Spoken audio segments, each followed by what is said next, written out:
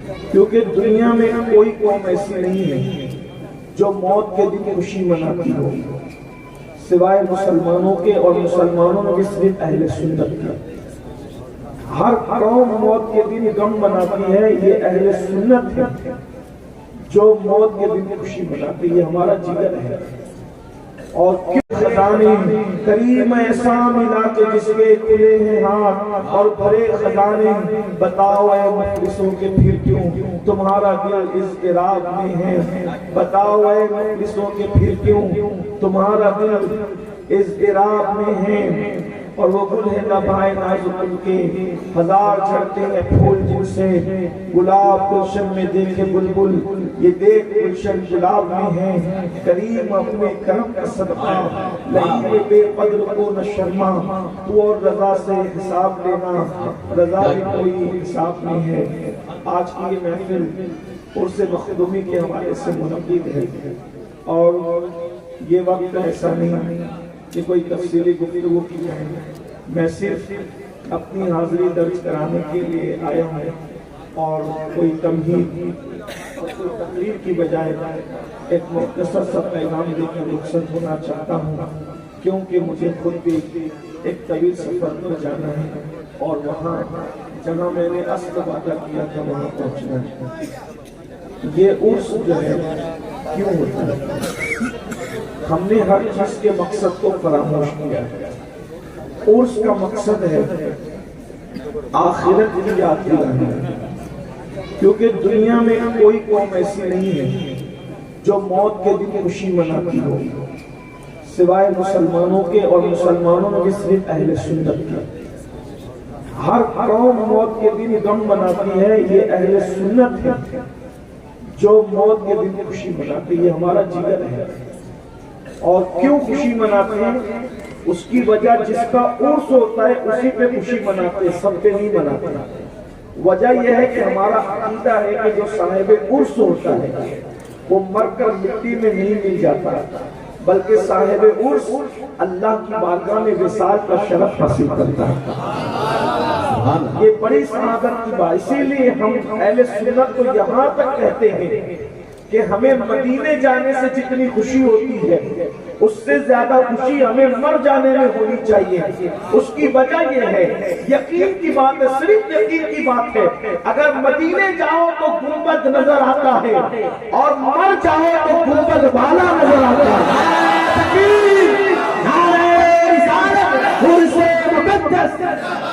گنبد کی زیارت کے وقت آپ کو کوئی ہٹا سکتا ہے، پیچھے کر سکتا ہے، مخل ہو سکتا ہے، لیکن جب مر کے قبر میں جاؤ، مرنے کی قیمت کتنی قیمتی ہے، وفا کی قیمت کتنی قیمتی ہے۔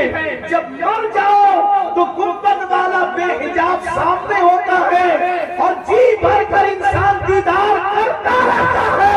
میرے امام کہتے قبر میں لہرائیں گے چشمے نور کے، جلوہ فرما ہوگی جب طاعت رسول اللہ۔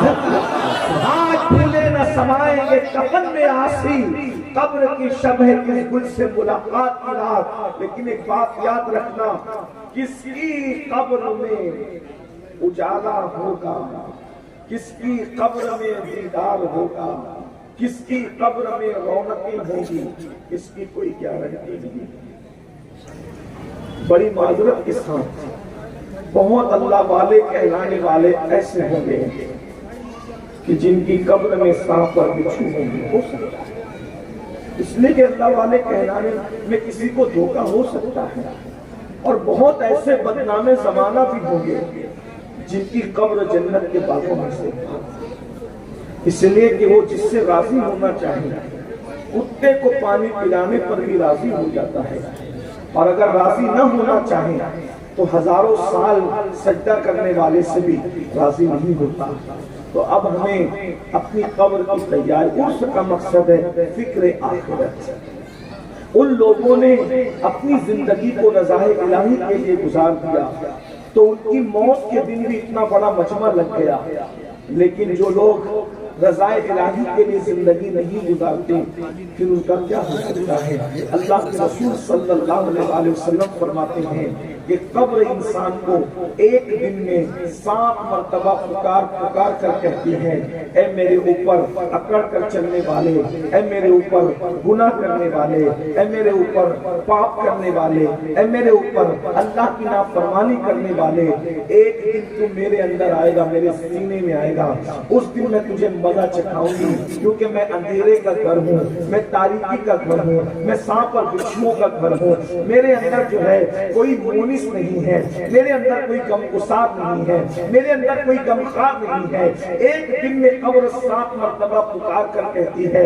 اور اگر آپ حق سننے کے لیے آئے ہیں تو ایک بات میں عرض کروں، شاعری کی کائنات الگ ہے، احادیث مصطفیٰ کی کائنات الگ ہے۔ ہم شاعری کی دنیا کا احترام ضرور کرتے ہیں لیکن اتنا ہی جتنا شریعت اجازت دیتی ہے، مگر احادیث کی دنیا پر ہمارا اتنا یقین ہے، کتنا یقین ہے، ہمیں اپنے ماؤں کا بیٹا ہونے پر جتنا یقین ہے اس سے زیادہ حدیث رسول پر یقین ہے۔ میرے بھائیوں، یہ جو آپ نے اور ہم نے سبق پڑھ لیا ہے، ادھر مریں گے ادھر جنت میں جائیں گے، پھر ہم کچھ کریں، جوا کھیلتے رہیں گے پھر بھی ہاتھ سے جنت نہیں جاتی، مسجدوں کو ویران کرتے رہیں گے پھر بھی ہاتھ سے جنت نہیں جاتی، ماؤں کو گالیاں دیتے رہیں گے پھر بھی ہاتھ سے جنت نہیں جاتی، نشہ کرتے رہیں گے پھر بھی ہاتھ سے جنت نہیں جاتی، کیونکہ آپ نے تو اس کا دامن پکڑا، اس کا پکڑا، اس کا پکڑا۔ لیکن آئیے آنکھ کھولنے کے لیے میں پوری ذمہ داری کے ساتھ صحاح ستہ کی ایک حدیث پیش کر رہا ہوں، جس کو شرح الصدور میں علامہ جلال الدین سیوطی رحمت اللہ تعالی علیہ نے لکھا ہے۔ تھوڑا توجہ کے ساتھ اس کو سن لیں، خدا کے لیے، اللہ اکبر۔ ابھی میں کسی کے مرید کی بات نہیں کر رہا ہوں بلکہ میں مرشد کی بات کر رہا ہوں، اور وہ مرید ہے تو کس کا؟ پوری امت کا مرشد ہے، اور مرید ہے تو کس کا؟ اس ذات کا، اللہ اکبر، جسے دنیا مصطفیٰ جان رحمت کہتی ہے، سید المعصومین کہتی ہے، شفیع المذنبین کہتی ہے۔ اور یہ بات یاد رکھیں، آپ جانتے ہیں صحابہ میں ایک ایسے صحابی کا وصال ہوا ہے، اللہ اکبر، جس کو رسول اللہ نے اللہ سید الانصار کا لقب عطا فرمایا ہے۔